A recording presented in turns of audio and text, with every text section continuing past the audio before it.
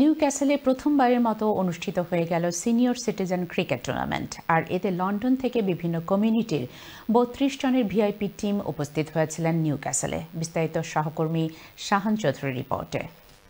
দীর্ঘ ৩০০ মাইল পাড়ি দিয়ে ক্রিকেট খেলায় অংশগ্রহণ করতে লন্ডনের সিনিয়র সিটিজেন ৩২ জনের বিশাল টিম মঙ্গলবার চলে আসেন উত্তরাঞ্চলের শহর নিউক্যাসলে। এতে বিসি এর সাবেক নেতা জনাব শাগির বক্ত ফারুক, বশির আহমদ, ডক্টর শাহানুর চৌধুরী, সাবেক mayor Parvez Ahmad, celebrity chef Tommy Miah, জিএমজির মনির আহমদ, সাংবাদিক বাবুল সহ অনেক গুরুত্বপূর্ণ ব্যক্তিবর্গ উপস্থিত ছিলেন। পন্টিল্যান্ড রোড ক্রিকেট ক্লাবে ২০ ওভারের খেলায় ৬ উইকেটের নর্দার্ন টাইগারকে হারিয়ে লন্ডনের ফ্রিডম 50 বিজয়ী হন। ফ্রিডম 50-র ক্যাপ্টেন ছিলেন আশরাফ গাজী আর নর্দার্ন টাইগারের ক্যাপ্টেন ছিলেন জাভেদ হুসাইন। অনুষ্ঠানের হাউস সিটির নেতৃত্ব দেন জনাব মাহতাব মিয়া। We have had a good day today and inshallah in future with all of your support we can do it again even in footballs or any other tournaments. পুরস্কার বিতরণ অনুষ্ঠান পরিচালনা করেন ডক্টর জাকির খান।